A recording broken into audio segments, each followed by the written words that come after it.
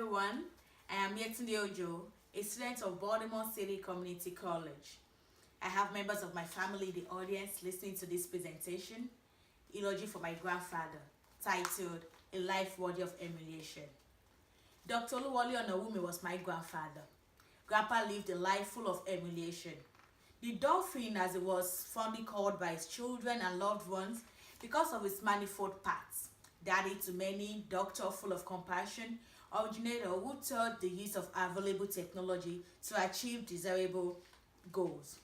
Lecturer who taught in class all day, plumber, husband, innovator, neighbor who was always ready to serve. All these describe who Grandpa was. He arrived from Germany in 1954 as a young medical doctor and adopted my mother, who was just an orphan then. He did a very good job raising my mother with the help of Grandma, whom he later married. To this day, only a very few knew that it wasn't my mother's biological father, but that was the only grandfather I have ever known. Grandpa was never tired of working. He ran his private practice, engaged in lucrative fish farming, was an acute investor, and had an impressive real estate portfolio, yet remained humble. He was the first commissioner of health in my state in the country, Nigeria.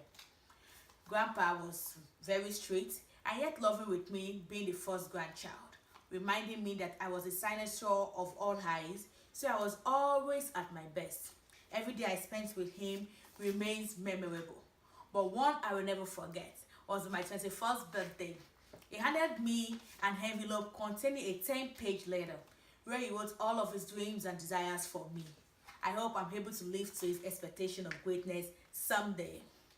Christmas is always fun with Grandpa, as all of his children and grandchildren gather around them, which was more like a family tradition of party and merry.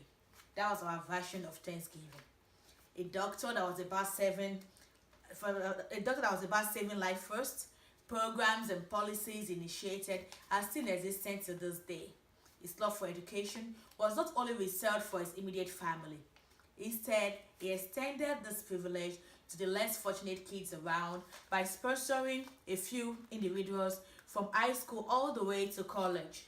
Whenever beneficiaries of his benevolence come around to show appreciation, it was usual of Grandpa to instruct them to pay it forward.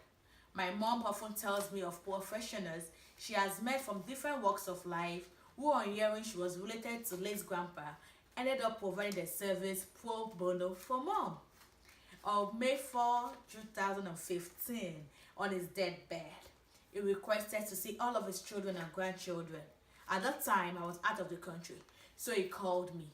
We had this heart-to-heart conversation, and I remember his last words to me. They were, "Yetunde, I can't wait for you any longer. I love you." Grandpa is greatly missed, and as the great scientist said, Albert Einstein said, our death is not an end if we can live on in our children and the younger generation. For they are us. Our bodies are only withered leaves on the tree of life. Your death has left a void in our hearts, and with no one to fill it up. But we will continue your legacy, Grandpa. Thank you. Thank you for taking care of Mom. Thank you for loving all of us. I love you, Grandpa. Thank you for listening.